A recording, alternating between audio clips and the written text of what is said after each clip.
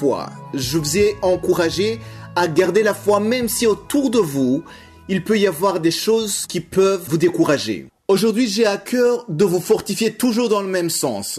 De plus, la foi est le moteur qui nous permet d'avancer dans notre vie quotidienne ainsi que dans notre vie chrétienne. Même les gens qui se disent athées ont la foi en quelque chose. Il suffit seulement d'observer ce qui nous entoure. Je vais vous dire une chose. Voici 2 mots qui montrent le contraire de la foi. La méfiance, le doute.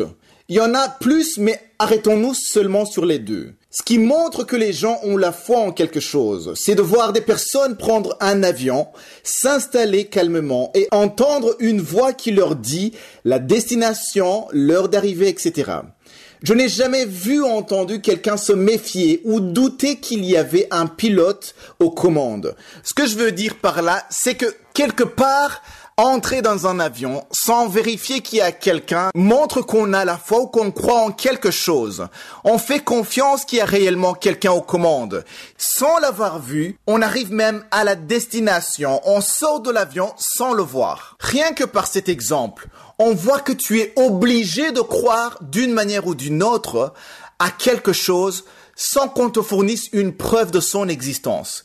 Comme le pilote qu'on ne voit pas en entrant et en sortant, mais on croit quand même qu'il existe et qu'il est là. Mais ce que je veux dire par là, puisque nous arrivons à croire dans ces choses quotidiennes, pourquoi avons-nous tellement de mal à croire en celui qui les a créés? Notre Dieu est invisible, mais ses œuvres sont bel et bien visibles.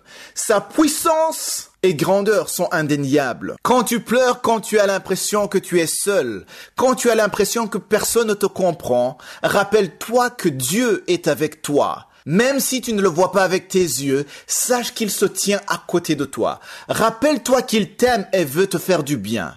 Il faut que tu aies foi en lui. Il y a des personnes qui sont tellement blessées dans leur vie qu'elles ont du mal à faire confiance à Dieu. Non pas qu'elles le font sciemment ou exprès, mais c'est un mécanisme qui s'est mis en place dans leur vie de ne pas faire confiance pour éviter d'être blessées si jamais ce qu'elles voulaient ne se passe pas comme elles le voulaient. Donc elles vont prier mais ne vont pas croire avec tout leur cœur. Elles vont garder dans leur cœur un on ne sait jamais. Du genre on ne sait jamais, ça peut ne pas marcher. De toute façon, ça sera pas la première fois dans ma vie. Je veux qu'on lise ce verset qu'on connaît ou que la plupart d'entre vous connaissent. C'est dans Hébreux chapitre 11 verset 6. Il est écrit « Or sans la foi, il est impossible de lui être agréable. » Car il faut que celui qui s'approche de Dieu croit que Dieu existe et qu'il est rémunérateur de ceux qui le cherchent. Quand on parle de la foi, ça n'existe pas les demi-foi ou avoir la foi à moitié. Quand tu pries, crois totalement avec tout ton cœur en Dieu et la foi en lui qu'il va le faire. Tu ne peux pas croire et en même temps chercher à protéger ton cœur de Dieu au cas où il ne ferait pas ce que tu lui as demandé. Je ne pourrais pas prétendre comprendre ce que tu vis ou dire que je sais à quel point ça fait mal. Mais en même temps, je ne peux pas m'empêcher de te dire que notre Dieu, c'est un Dieu qui est bon. Ce n'est pas un homme pour te mentir, ce n'est pas un homme pour jouer avec ton cœur. Peu importe ce que tu as vécu dans le passé ou ce que tu es en train de vivre, je t'invite à lui faire confiance. Il est le seul capable de te tirer de ce gouffre. Ne sois pas comme une personne tombée dans un gouffre qui voit une échelle qu'on lui tend pour en sortir et commence à douter en se demandant si cette échelle va tenir, si cette échelle est solide.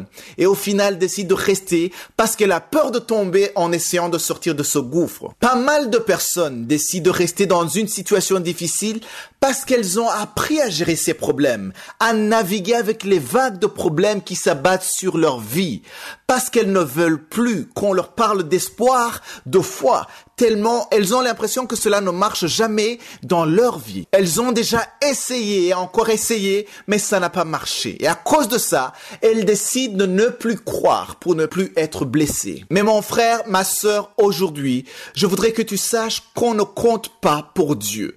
On ne dit pas à Dieu, j'ai cru 3 fois successives, 5 fois, 20 fois, et ça n'a pas marché. Je suis fatigué d'avoir la foi. Notre Dieu est souverain. Dis-lui plutôt, je ne veux pas regarder en arrière pour ce qui n'a pas marché. Je veux que tu saches, mon Dieu, que même pour cette fois-ci, je crois en toi que tu peux le faire. Continue avec l'enseignement que j'ai intitulé « Au Père de notre Seigneur ».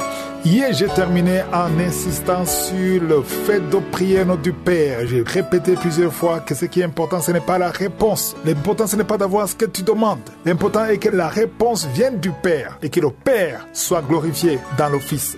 Dans Jean 14, verset 6, Jésus a été très clair concernant le chemin. Il a dit « Je suis le chemin. Je suis la vérité et je suis la vie. » Donc le chemin, c'est Jésus. Il n'y a pas deux chemins, il n'y a qu'un seul chemin.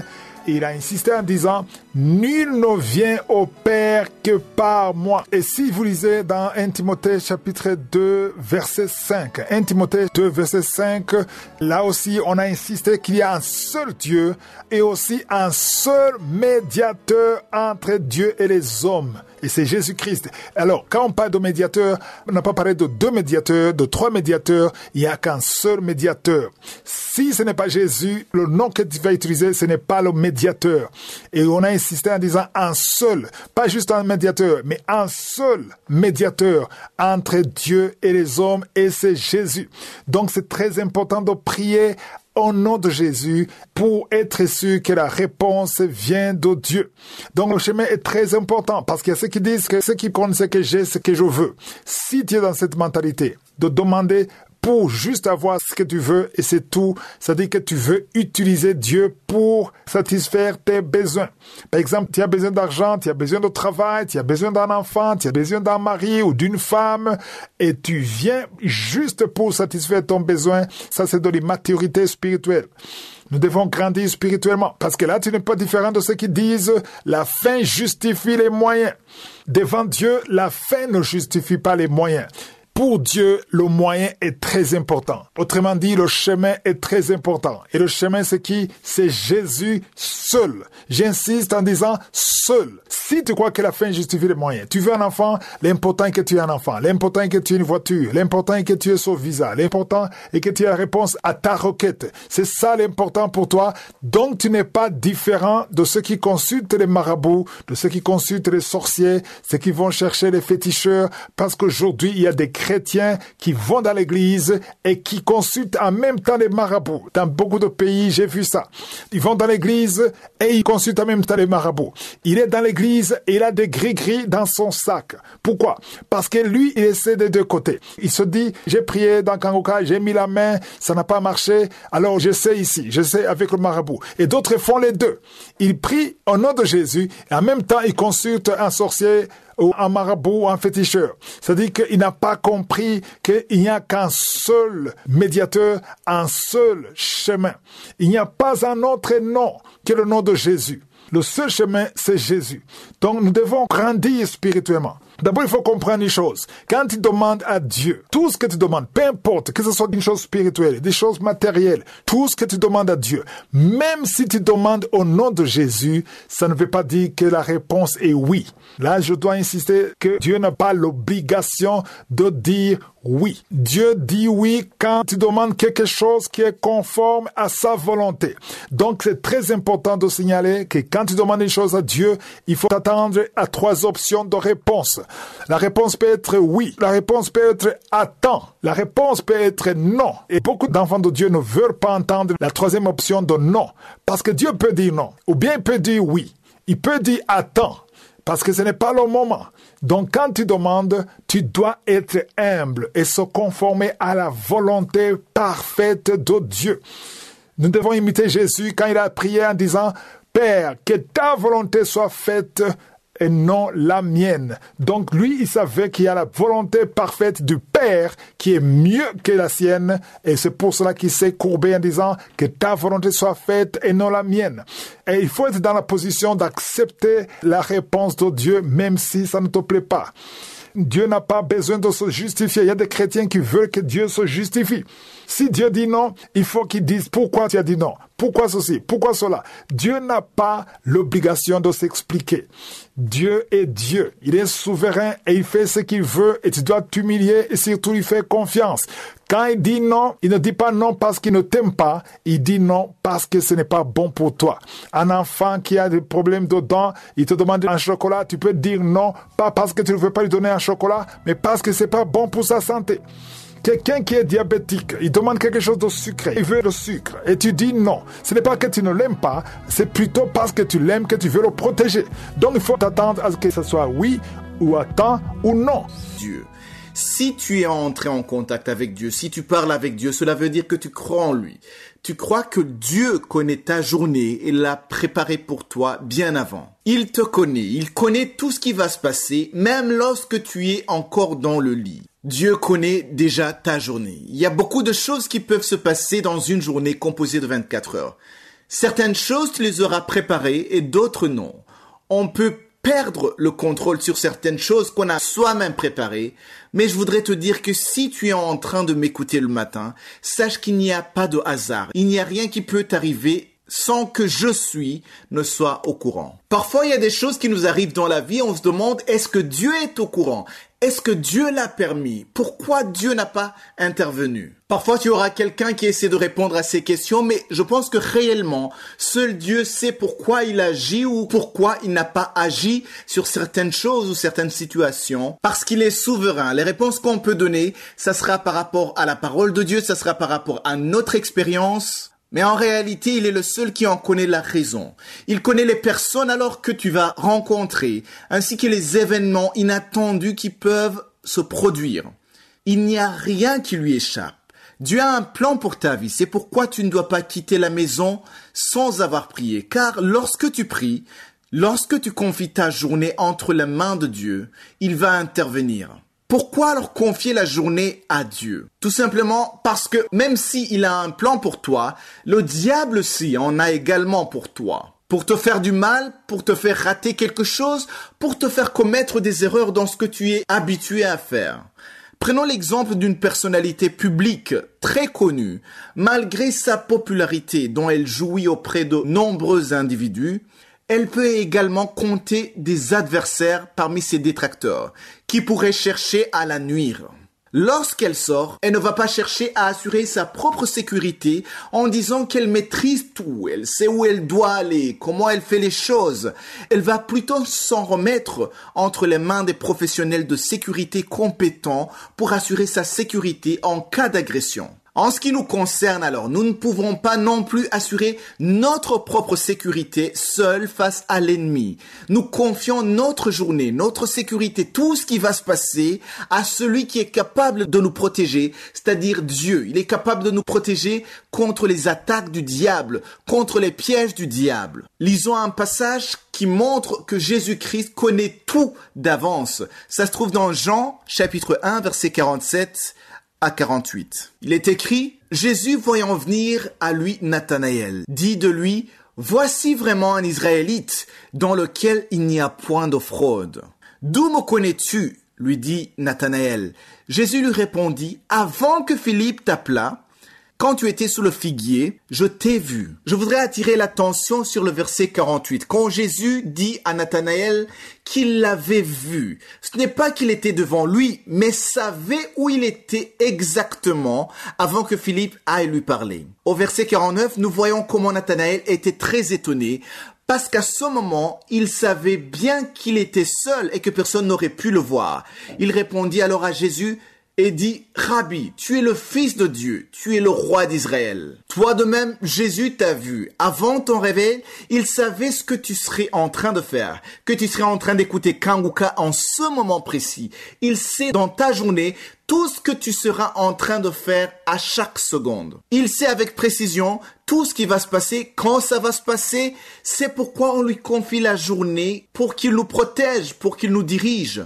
Même si la chair peut être faible, parce qu'une personne peut préparer de mauvaises choses, préparer même de péché, sache que Dieu voit tout. Prie pour que ce que Dieu a préparé au ciel soit accompli aujourd'hui dans ta vie. Qu'il enlève et éloigne de toi tout ce qui n'est pas dans sa volonté et te donne de marcher dans sa volonté seulement. Dans ta prière, ferme les portes que le diable a ouvertes sur ta vie. De la même façon que Dieu a préparé des portes par lesquelles tu dois passer, sache que l'ennemi aussi en fait de même pour que tu te perdes, pour que tu te trompes. Mais Dieu qui connaît tout, lui qui connaît tout ce qui va se passer, confie-lui ta journée et demande-lui de te guider tout au long de cette journée.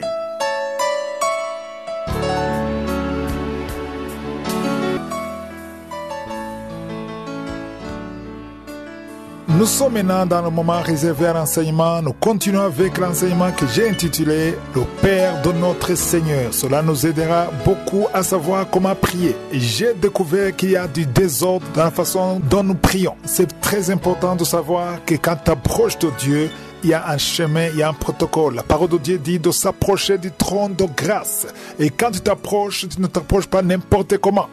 Si tu vas rencontrer un président d'un pays, un chef d'État, un ministre, quelqu'un d'élevé, tu n'entres pas comme tu entres chez ton ami. Il y a un protocole, il y a un chemin à suivre. Et de la même façon, quand tu t'approches de Dieu, il y a un chemin par lequel tu dois passer. On a beaucoup parlé de ça, que le seul chemin c'est Jésus. Et ça, je ne vais pas y revenir. Mais aujourd'hui, nous allons parler de comment rendre grâce. Je vous ai dit qu'il y a des doctrines dans lesquelles on ne parle que de Jésus. C'est-à-dire que tu demandes à Jésus, tu remercies Jésus, tu parles à Jésus, tu invoques Jésus. Tout c'est Jésus. Mais Jésus a dit, demandez au Père et à mon nom et je le ferai. Alors, même rendre grâce, ça c'est peut-être nouveau pour certains, même rendre grâce, il y a un chemin. C'est toujours la même voie. Souvenez-vous que l'important, ce n'est pas l'exaucement, l'important c'est que ça vienne du Père pour que le Père soit glorifié dans le Fils. C'est-à-dire que le Père, Dieu le Père, il a choisi un chemin par lequel il veut être glorifié. Il ne peut pas être glorifié par n'importe quel nom. Voilà pourquoi il faut comprendre que c'est très profond, c'est spirituel. Dieu le Père veut être glorifié à travers le Fils. Donc, il faut que tu demandes au nom de Jésus. Alors, même quand tu es exaucé, quand tu veux rendre grâce, il y a aussi un protocole pour rendre grâce. Dans Éphésiens chapitre 5, verset 20, Paul écrit en disant « Rendez continuellement grâce pour toutes choses ». Là, on ne parle pas de rendre grâce juste parce que tu as reçu aujourd'hui quelque chose. Non, on doit rendre continuellement. C'est-à-dire, tous les jours, il faut rendre grâce. Mais on rend grâce pourquoi? Pour toutes choses. Tout ce que tu as, même la respiration que tu as, la voix que tu as, les yeux que tu as, le corps que tu as, la foi que tu as, il faut rendre grâce pour toutes choses à Dieu le Père. Vous voyez qu'on revient sur la même chose? Il dit, rendez grâce à Dieu le Père. Pourquoi il n'a pas seulement dit à Dieu? Il a dit à Dieu le Père. Et ce n'est pas tout. Au nom de notre Seigneur Jésus-Christ. Ici, c'est vraiment clair pour quelqu'un qui veut comprendre. Il dit, il faut rendre continuellement grâce pour toutes choses à Dieu le Père au nom de notre Seigneur Jésus-Christ. En fait, c'est la même formule que pour demander. Pour rendre grâce, c'est la même formule. Même dans New King James Version en anglais, on dit « To God the Father ». Le mot Father ou Père, ça vient du grec Pater, P-A-T-H-R. Donc ça, c'est très important. Quand Paul écrivait ça, ce n'était pas par hasard, il savait de quoi il disait. Il insistait pour qu'on prie au nom de Jésus. Il voulait qu'on rende grâce à Dieu le Père au nom de Jésus. Pourquoi est-ce qu'on rend grâce à Dieu le Père? Parce que c'est lui qui a donné l'accord et au nom de Jésus, parce que c'est Jésus qui l'a fait. Donc, ça dit que le Père sera glorifié dans le Fils. Donc, si Dieu t'a béni, tu as eu un enfant, tu as eu quelque chose, tu as été délivré d'un péché, il y a quelque chose que Dieu a fait pour toi. Donc, quand tu rends grâce à Dieu, il faut remercier à Dieu le Père au nom de Jésus-Christ, au nom de notre Seigneur Jésus-Christ. C'est bien de partager avec les autres ce que Dieu a fait pour toi, pour montrer sa puissance, mais il faut prendre un temps devant Dieu, le Père, et rendre grâce au nom de Jésus-Christ. Et là, il ne faut pas écouter la voix du diable. Il n'y a pas de confusion. Il y a ceux qui ne veulent pas entendre ces enseignements, qui disent que ça amène de la confusion. Il n'y a pas de confusion. Il y a ceux qui peuvent se dire, ce que tu dis, ça amène le désordre, car on sait que Jésus est le Père. Pourquoi parler du Père et du Fils alors que nous savons qu'ils sont un? Paul savait que Jésus était Dieu. Il a dit, en lui habite corporellement toute la plénitude de la divinité. Donc il savait ça. C'est pas qu'il avait oublié. Il savait ça. Il savait de quoi il disait quand il disait qu'il faut remercier le Père au nom de Jésus. À propos de la divinité, on va en parler à la fin de cet enseignement, mais ce que je veux que vous compreniez, c'est qu'il y a un protocole qu'il faut suivre selon la parole de Dieu. Même si vous lisez dans Colossiens, le premier chapitre, verset 12, Colossiens 1, 12, il est dit, rendez grâce au Père qui vous a rendu capable d'avoir part à l'héritage des saints dans la lumière. Quand il dit rendez grâce au Père, là c'est précis. Il Il ne veut pas qu'il y ait de la confusion. On rend grâce au Père au nom de Jésus. Avec ceux qui pleurent. Aujourd'hui, c'est extrêmement difficile parce que la parole de Dieu dit que dans les derniers temps, il n'y aura pas de l'amour, les gens seront égoïstes et c'est difficile de se réjouir avec ceux qui se réjouissent et surtout de pleurer avec ceux qui pleurent. Tout est basé sur la parole de Jésus quand il a dit qu'il nous donne le nouveau commandement. Il s'adressait aux disciples, mais il s'adressait également à nous. Il a dit, je vous donne un nouveau commandement. C'est écrit dans Jean 13, versets 34-35. Il a dit, je vous donne un nouveau commandement. Aimez-vous les uns les autres comme je vous ai aimé. Vous aussi, aimez-vous les uns les autres. À ceci, tous connaîtront que vous êtes mes disciples si vous avez l'amour les uns pour les autres. Aujourd'hui, c'est difficile. Quand tu arrives à voir l'amour pour ton prochain, ça veut dire que tu as été transformé. La transformation, c'est avoir l'amour du prochain. Pensez à l'autre, ne sois pas égoïste.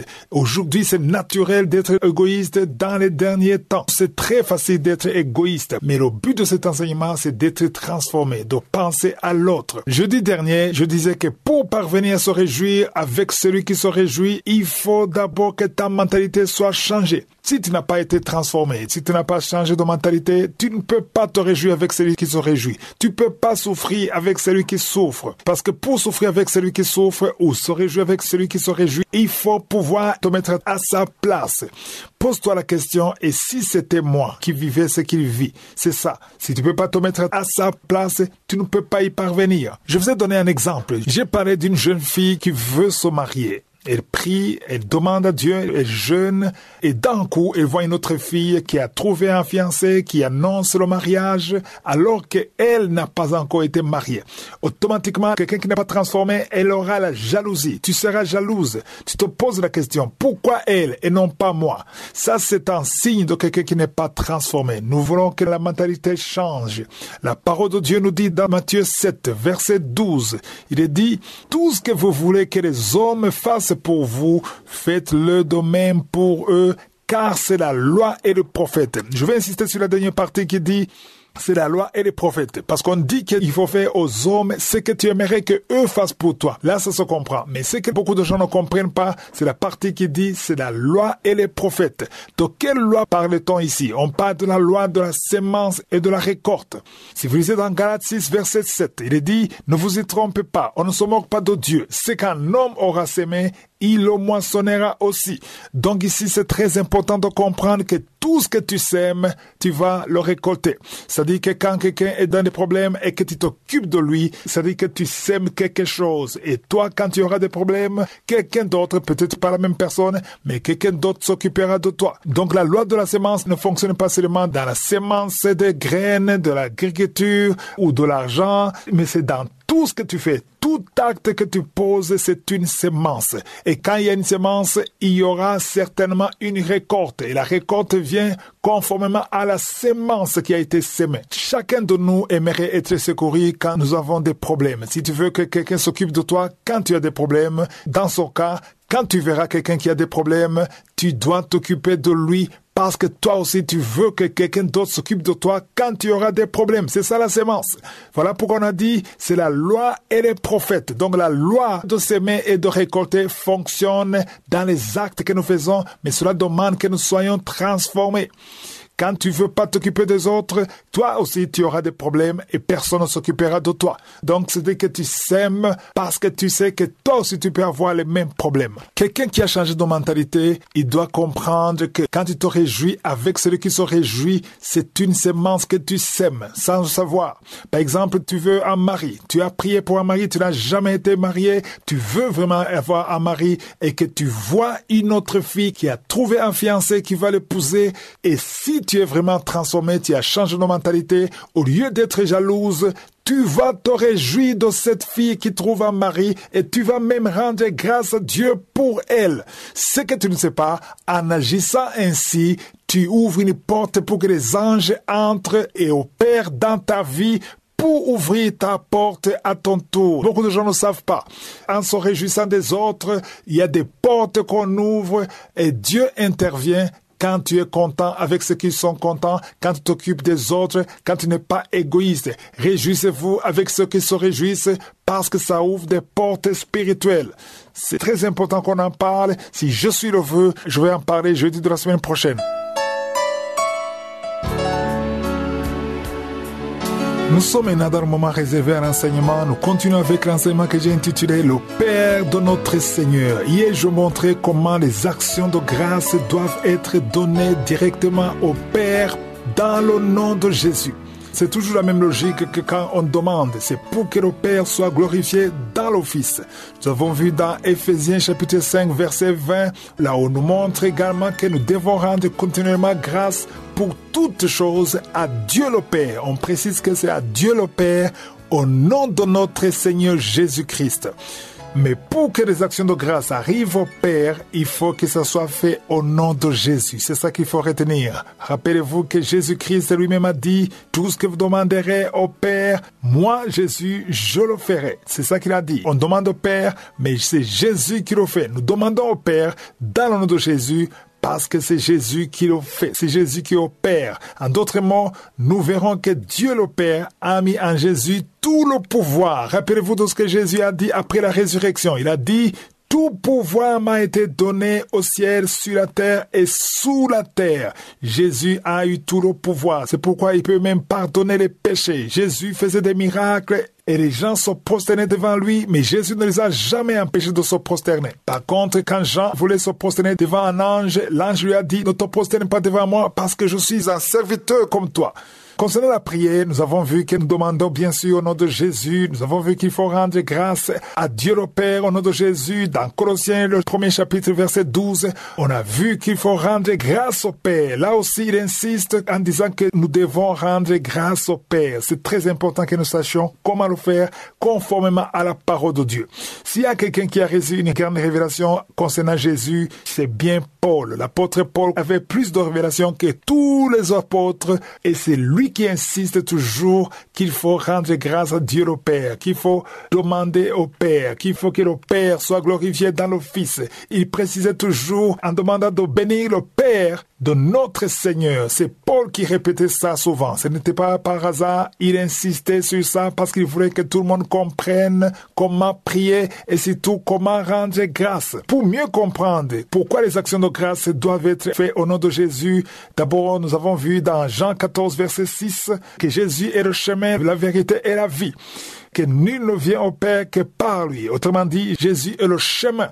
C'est le chemin pour atteindre le Père. Dans le livre d'Hébreux, pour mieux comprendre, c'est dans le livre des Hébreux qu'on peut mieux comprendre l'importance de prier au nom de Jésus. Parce que beaucoup de gens ne comprennent pas. Ils se disent peut-être que c'est grâce à Jean 14, verset 6, quand Jésus dit, je suis le chemin, la vérité et la vie, et nul ne vient au Père que par moi. Mais cela ne suffit pas. Pour mieux le comprendre, il faut lire dans le livre des Hébreux. Il faut d'abord comprendre que un enfant de Dieu qui est sauvé, qui a accepté Jésus, il devient automatiquement un sacrificateur. La parole de Dieu dit dans 1 Pierre 2, verset 9, que nous sommes des rois et des sacrificateurs, un sacerdoce royal. Donc, il faut comprendre que si tu es un sacrificateur devant Dieu, il y a toujours un souverain sacrificateur. Le temple de Dieu était fait en 3 parties. Il y avait d'abord le parvis, là où tout le monde arrivait. Après le parvis, il y avait le lieu saint. Dans le lieu saint, seuls les sacrificateurs pouvaient y avoir accès. Et après le lieu saint, il y avait le lieu très saint. C'est le souverain sacrificateur qui est entré dans le lieu très saint. Alors, maintenant, nous qui sommes sauvés, nous sommes des sacrificateurs. Qu'est-ce que les sacrificateurs donnaient? Ils donnaient au souverain sacrificateur le sang du sacrifice du peuple de Dieu. Donc, ça dit que quand tu pries, tu donnes ta prière au souverain sacrificateur qui est le seul à avoir accès au lieu très saint. Quand tu rends grâce au nom de Jésus, ça dit que Jésus, qui est le souverain sacrificateur, prend tes actions de grâce et il entre dans le lieu très saint avec tes actions de grâce. Le souverain sacrificateur présentait ce qu'il recevait des sacrificateurs. Nous qui sommes des sacrificateurs, nous sommes censés donner les actions de grâce au souverain sacrificateur pour que les actions de grâce atteignent le Père qui est dans le lieu très saint. Voilà pourquoi le voile qui séparait le lieu saint et le lieu très saint était déchiré. Ça veut dire que maintenant nous avons accès au lieu très saint à travers Jésus. Tu ne peux pas entrer dans le lieu très saint seul. Tu entres en Jésus. Tout ce que tu demandes en Jésus. Les actions de grâce parviennent au Père en Jésus. Voilà pourquoi j'insiste en disant en Jésus, parce que c'est grâce à Jésus que le voile a été déchiré pour qu'on puisse prier à partir de n'importe où. Tu n'as pas besoin d'aller dans le temple de Dieu, dans la maison, dans l'église pour prier. Tu peux prier là où tu es. Et si tu pries au nom de Jésus, ta prière et tes actions de grâce vont parvenir au Père si tu demandes ou tu rends grâce au nom de Jésus. J'aimerais vous rappeler que Jésus revient bientôt. C'est un message que je vais répéter souvent parce qu'il revient bientôt. La parole de Dieu que j'aimerais vous partager se trouve dans Jacques chapitre 5, versets 7 à 8. Lisons d'abord le verset 7. Il dit « Soyez patients, frères, jusqu'à l'avènement du Seigneur. » Ici, on ne s'adresse pas à ceux qui n'ont pas encore accepté Jésus. Ce n'est pas ceux qui sont dans le monde. On s'adresse à ceux qui sont dans le Seigneur, ceux qui sont dans l'Église. Vous qui avez déjà accepté Jésus dans votre vie, soyez patients, ne vous découragez pas, n'abandonnez pas. J'ai vu ceux qui ont abandonné. Ils ont bien commencé, mais après, ils ont abandonné. Parce qu'ils se disent, c'est trop. À cause des problèmes de la vie, à cause des tentations. Mais soyez patients. Si tu as déjà pris la décision d'accepter Jésus, tu as pris la meilleure décision de ta vie. La parole de Dieu t'exhorte de patienter malgré les difficultés, malgré les oppositions. Parce que le verset continue en disant, voici le laboureur attend le précieux fruit de la terre, prenant patience à son égard, jusqu'à ce qu'il ait reçu les pluies de la première et de l'arrière-saison. Quand on parle de pluie de la première et de l'arrière-saison, ici on parle des saisons, une période. Ce n'est pas quelque chose qui vient dans 1 ou 2 jours. C'est-à-dire qu'il y a un temps qu'il faut attendre. Le laboureur doit être patient. Même s'il veut récolter, il doit être patient parce que ce n'est pas lui qui contrôle le climat, c'est pas lui qui contrôle la croissance de la semence. Il n'y a que le Créateur qui contrôle ça. Toi qui as accepté Jésus, toi qui retiens ta chair pour ne pas déshonorer ton Dieu, sois patient. Un jour, tu auras le fruit. Pas de la terre, mais le fruit de la parole. La parole est une semence et il y aura le fruit. Ça dit que Jésus va venir prendre tous ceux qui l'ont accepté comme Seigneur et Sauveur. Le verset 8 dit, vous aussi soyez patients. Affermissez vos cœurs. Ici, on ne parle plus de la semence, mais on parle des cœurs. Affermissez vos cœurs, car l'avènement du Seigneur est proche. Donc, soyez patients et affermissez vos cœurs. Comment est-ce qu'on affermit le cœur? On affermit le cœur dans la prière et la foi. Persévérez dans la prière, n'abandonnez pas, restez dans la sanctification et affermissez vos cœurs, car l'avènement du Seigneur est proche. Ça, c'est très important quand l'Esprit de Dieu répète tout le temps, l'avènement du Seigneur est proche et il faut être patient. Donc, je voulais d'abord encourager ceux qui sont déjà dans le Seigneur. Je dois toujours insister en vous disant que tout ce que nous voyons ici, ça va passer. Rien ne va rester. Ici, je m'adresse maintenant à ceux qui sont dans le monde ou ceux qui sont au milieu. Il y a ceux qui sont au milieu, qui ont un pied dans l'église, un pied dans le monde. La parole de Dieu dit que Dieu vous vomira. Tu peux pas être dans le Seigneur et dans le monde. Dans l'Apocalypse, on dit qu'il faut choisir le camp que tu veux. Soit tu es dans le monde entièrement, soit tu es dans le Seigneur entièrement. Mais tu peux pas être au milieu parce que tu t'attaches aux choses périssables. À quoi ça sert de s'attacher aux choses périssables? Parce qu'un jour, tu quitteras ce monde. Un jour, ton corps qui te pousse à pécher, qui te pousse à faire des choses horribles, son corps va disparaître. Rien ne va rester longtemps. Quand tu vois une personne que tout le monde admirait, que tout le monde enviait, tu la vois aujourd'hui après 30, après 40 ans, c'est étonnant. Mais ça ne devait pas être étonnant parce que tout va passer. Dernièrement, certains d'entre vous ont vu ce qui s'est passé aux États-Unis, à Los Angeles, quand on voyait le feu qui ont passé des semaines, de belles maisons ont été brûlées, des choses de valeur ont été brûlées et il n'y avait pas moyen d'arrêter ça parce que tout va disparaître. Rien ne va rester. Voilà pourquoi il ne faut pas s'attacher au monde. Attache-toi à Jésus. parce que c'est lui la solution à tout. Et ne dis pas que tu vas te repentir quand tu seras vieux, parce que tu n'es même pas sûr que tu seras vieux. Ne dis pas que tu vas te repentir avant de mourir, parce que tu ne sais pas que tu auras cette opportunité. J'ai vu des gens qui ont eu l'opportunité de se repentir juste avant de mourir. Ils étaient à l'hôpital, ils avaient déjà entendu, ils connaissaient la vérité et ils se sont sanctifiés, ils se sont préparés. Mais très peu de gens ont cette opportunité. C'est pas tout le monde qui aura cette opportunité. Toi qui m'écoutes maintenant, c'est le moment de choisir. À quoi ça sert de s'attacher à des choses mondaines? Il y a ceux qui m'écoutent qui sont liés à la fornication, d'autres à la pornographie, d'autres à l'ivrognerie, et d'autres ce sont des couples qui vivent ensemble, comme mari et femme, certains ont même des enfants. Ça va t'empêcher d'aller au ciel. Tu te plais dans des futilités, et le jour du jugement, tu verras toutes ces choses que tu es en train de faire maintenant et tu entendras cette parole qui te demande de te repentir. Si tu veux te repentir, prends la décision maintenant, mets-toi à genoux, appelle Jésus. Et si tu veux être assisté, appelle au plus 257 76 57 79 65. Ceux qui sont aux États-Unis ou au Canada, appelle au 613 462 93 52.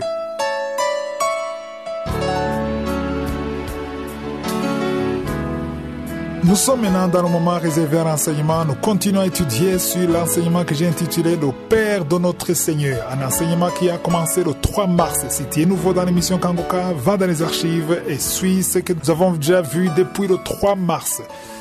Nous sommes en train de voir comment il est important de mentionner le Père, de diriger nos prières et nos actions de grâce vers notre Père au nom de Jésus. Je vous ai dit que beaucoup de chrétiens ignorent l'importance du Père dans la prière. Il y a même le désordre, on ne sait pas comment prier. Et nous avons déjà vu que tout ce qu'on demande au Père doit être demandé au nom de Jésus afin que le Père soit glorifié dans le Fils. La fois passée, on a vu comment les actions de grâce, si Dieu a fait quelque chose pour toi, dirige des actions de grâce vers le Père. On a vu dans Éphésiens 5, verset 20, où Paul écrit en disant « Rendez continuellement grâce pour toutes choses à Dieu le Père ».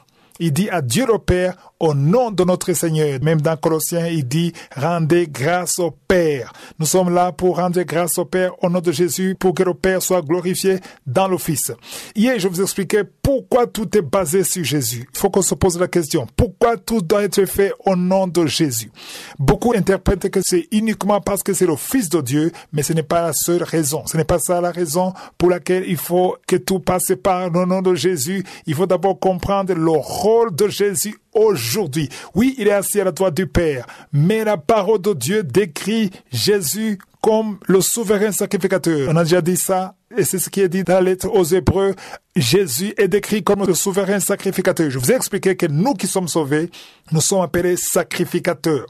Mais nous ne sommes pas les souverains sacrificateurs, parce que le souverain sacrificateur, c'était juste un seul homme. Il y a des noms dans la Bible, comme Élie. Quand Élie, celui qui a élevé Samuel, était sacrificateur, il y avait d'autres sacrificateurs, mais le souverain sacrificateur, c'était toujours Élie, un seul homme. Pourquoi?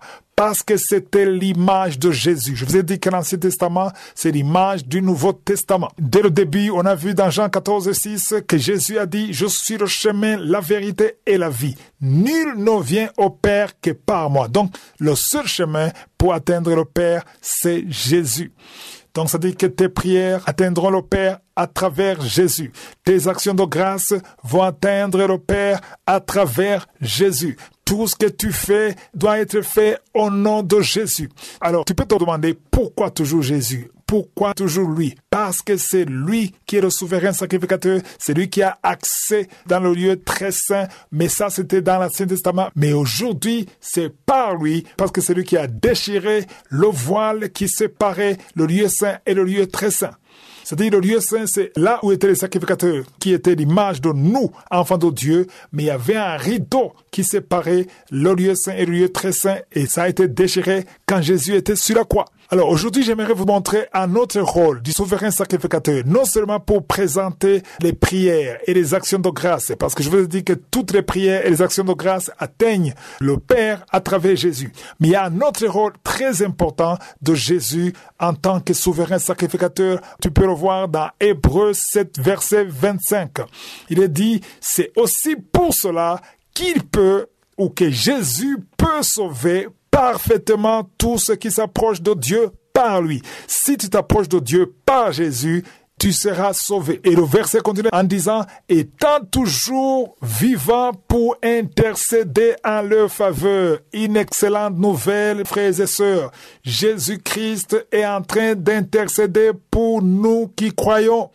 Si tu crois en lui, si tu es un enfant de Dieu, Jésus est en train d'intercéder pour toi, même maintenant en tant que je parle. Je remercie tous ceux qui intercèdent pour nous. Chaque samedi, je vous remercie, mais sans l'intercession de Jésus, vos intercessions seront nulles. C'est-à-dire que quand vous priez pour quelqu'un, quand vous priez pour moi, quand vous priez pour vos familles, les prières que vous priez atteignent le Père grâce à l'intercesseur Jésus qui est constamment devant Dieu parce qu'il intercède pour nous. Il intercède en notre faveur. Voilà pourquoi il faut toujours prier au nom de Jésus, parce que c'est Jésus qui intercède pour nous et Jésus est toujours écouté. Un jour, Jésus remerciait Dieu, le Père, en disant, je te remercie parce que tu m'exauces toujours. Vous vous souvenez dans Jean 11, il a dit, je te remercie parce que tu m'exauces toujours. Jésus est toujours exaucé. Si tu veux que la prière atteigne le Père, il faut passer par Jésus. Si tu veux que tes actions de grâce atteignent le Père, il faut passer par Jésus. Aujourd'hui, je vais développer le troisième point qui dit qu'il est interdit de se lamenter, mais qu'il faut rendre grâce à Dieu en toutes choses. Dieu est beaucoup touché quand vous avez la gratitude dans votre cœur. Il y a une histoire de la Bible que je voudrais partager avec vous. Elle se trouve dans Luc chapitre 17 du verset 12 au verset 19. C'est l'histoire de 10 lépreux qui sont venus vers Jésus pour lui demander de les guérir. Quand il les a vus, il les a dit d'aller se montrer au sacrificateur, et pendant qu'ils étaient en chemin, ils ont été guéris.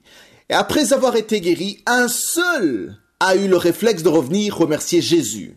Lisons à partir du verset 15, il est écrit, « L'un d'eux, se voyant guéri, revint sur ses pas, glorifiant Dieu à haute voix.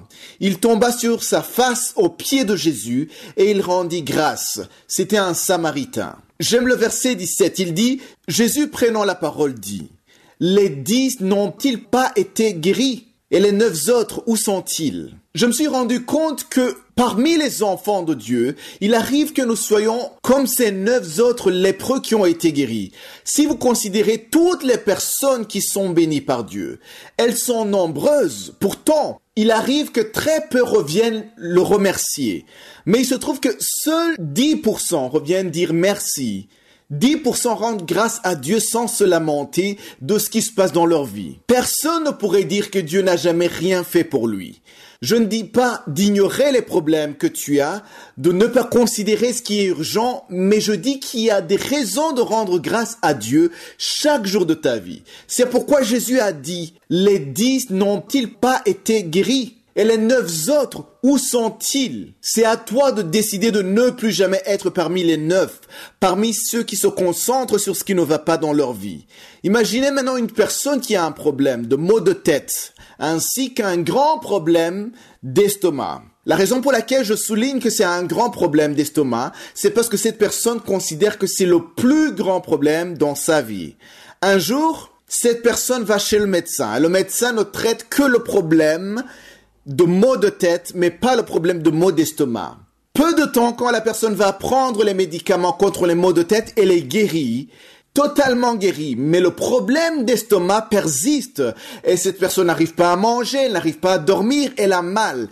Imagine maintenant si cette personne commence à se lamenter contre le médecin en disant ça n'a rien servi. De toute façon, les problèmes de tête, ça venait, ça partait, mais le problème que j'avais, le plus grand problème que j'avais, c'était le problème d'estomac. Elle va considérer comme si le médecin n'a rien fait. Il arrive qu'on se comporte comme cette personne qui considère que Dieu n'a rien fait parce qu'il s'est occupé de certaines choses que cette personne considère comme minimes. Elle minimise ce que Dieu fait pour elle parce qu'il y a un grand problème qui n'est pas encore résolu. Il y a encore des prières qui ne sont pas encore exaucées. Il y a encore un fardeau qui est encore sur sa vie et du coup, elle ne regarde que ce problème et ne valorise pas tout ce que Dieu est en train de faire tous les jours. Je voudrais que tu saches qu'à partir du moment où tu considères la situation comme ton plus grand problème, il va réellement devenir grand. Il va occuper tes pensées, ton cœur. Je dirais même qu'il va occuper ta bouche dans la mesure où tu vas commencer à te lamenter par rapport à ce problème ou être en train de murmurer. Il appartient à chacun d'entre nous, si je puis utiliser le terme termes de promouvoir ou encore de valoriser ce que Dieu fait afin que ça devienne plus grand et que ça prenne plus de place dans nos pensées, dans notre cœur. Et c'est ainsi qu'on pourra rendre grâce à Dieu plutôt que de nous lamenter sur ce qui ne va pas dans notre vie. Il y aura toujours des choses sur lesquelles tu ne peux pas avoir d'emprise, des choses que tu ne peux pas changer, que tu ne peux pas résoudre et qui font mal. Je rends grâce à Dieu qui nous a dotés d'un choix, c'est-à-dire que nous pouvons choisir de nous concentrer sur ceci ou cela. Ne te fais pas du mal à méditer sur ce que tu ne peux pas changer maintenant. Médite sur celui qui change les temps et les circonstances. Enfin, ne sois jamais parmi les 9 lépreux guéris qui ne sont pas revenus dire merci à Jésus, mais sois cette personne qui est revenue rendre grâce à Jésus.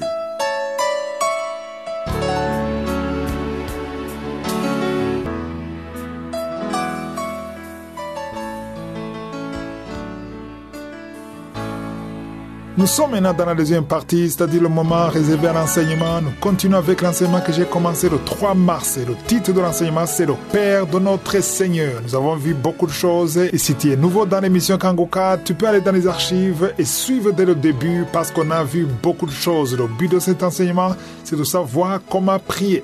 Il faut prier avec précision parce que les enfants de Dieu prient souvent en désordre, mais il faut savoir comment prier, comment t'approcher de Dieu selon la direction de Jésus. Paul écrit en disant « Je frappe non pas comme battant en l'air », c'est-à-dire qu'il veut frapper avec précision. Un enfant de Dieu doit être précis et faire des choses selon les principes de Dieu, selon la parole de Dieu.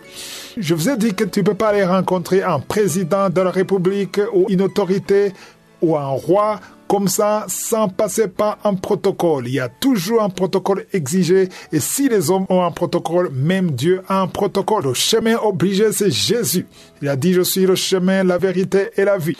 Vendredi dernier, je vous ai montré pourquoi tout est basé sur Jésus. En dehors de Jésus, tu as fait fausse route.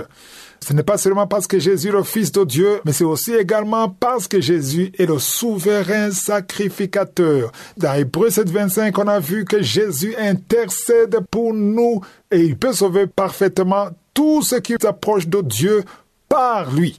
Donc si tu veux t'approcher de Dieu par un autre chemin, tu as fait fausse route. En d'autres mots, si tu cherches de prier sans passer par Jésus, tu ne pourras pas atteindre notre Dieu et Père. Tu ne peux pas atteindre le Père. Pour atteindre le Père, il y a un seul chemin, c'est Jésus. Il n'y a qu'un seul intermédiaire entre Dieu le Père et les hommes. Si tu veux que Dieu le Père fasse un miracle pour toi, si tu veux l'intervention divine, c'est peut-être une maladie, peut-être un problème que tu veux que Dieu résolve. Je ne sais pas quel est ton problème, mais le seul chemin pour être écouté, pour que Dieu intervienne, c'est en t'approchant au nom de Jésus. Parce que Jésus est le souverain sacrificateur. Le souverain sacrificateur, c'est le seul qui pouvait entrer dans le lieu très saint. Et quand Jésus était sur la croix, le voile qui séparait le lieu saint et le lieu très saint a été déchiré. C'est pour cela que tu as accepté si tu entres par lui. Il y a des gens qui disent qu'ils n'ont plus besoin du nom de Jésus. J'ai entendu des prédicateurs qui disaient qu'ils n'ont plus besoin de Jésus en justifiant qu'ils sont cohéritiers avec Jésus. Ceux qui disent qu'ils n'ont pas besoin du nom de Jésus, ils le disent par pur orgueil spirituel. Parce que tu ne peux rien sans lui. Jésus lui-même a dit dans Jean 15 que sans lui, on ne peut rien faire. Souvenez-vous de ce que Paul a écrit dans Ephésiens chapitre 2, verset 6. Il montre que nous avons été ensevelis avec lui et nous sommes ressuscités avec lui et nous sommes assis à la droite du Père. C'est grâce à Jésus que nous sommes assis à la droite du Père. Quand Pierre a vu Jésus en train de parler avec Moïse, il a cru qu'ils sont égaux. Il voulait faire 3 tentes, l'une pour Jésus, l'autre pour Moïse et l'autre pour Élie. Mais immédiatement, une voix est sortie du ciel et le Père a dit, « Celui-ci est mon fils bien-aimé en qui j'ai mis toute mon affection, écoute-le. » Personne ne peut être égal à Jésus. Devant Jésus, tout le monde se prosterne. Devant le nom de Jésus, tous les genoux fléchissent, sur la terre, sous la terre et dans les cieux. Tu ne peux pas résister devant Jésus. Les démons fléchissent et Satan fuit. Rien ne peut résister devant Jésus. Donc toutes les requêtes, toutes les prières doivent être adressées à Dieu le Père au nom de Jésus. Nous avons un souverain sacrificateur, c'est ce que la Bible nous dit, et le souverain sacrificateur aujourd'hui, c'est Jésus. Jean, quand il écrit, il dit que si tu as péché, ne te décourage pas parce que nous avons un avocat. Lui, il parle d'un avocat qui est Jésus-Christ. Pourquoi est-ce qu'il parle d'un avocat? Parce que l'avocat, c'est celui qui plaide pour toi, parce qu'il connaît la loi mieux que toi. Il sait ce qu'il faut dire, il sait comment se tenir. C'est pour ça que nous devons tout faire au nom de Jésus, parce que c'est lui qui nous justifie et qui nous protège. La parole de Dieu dit qu'il a été tenté en toutes choses sans commettre de péché. C'est écrit dans Hébreux 4, verset 15. Il a été tenté dans toutes choses, mais il n'a jamais péché et son sang était pur. Voilà pourquoi quand on se répand, on est pardonné une fois pour toutes. Donc Jésus n'est pas seulement la voie pour demander tout ce qu'on veut au Père, mais c'est également la voie pour rendre grâce à Dieu. Dans Karuka de demain, je vais vous montrer comment c'est très important de rendre grâce à Dieu au nom de Jésus. Nous sommes appelés à le faire au nom de Jésus. Que Jésus vous bénisse. Passez une excellente journée.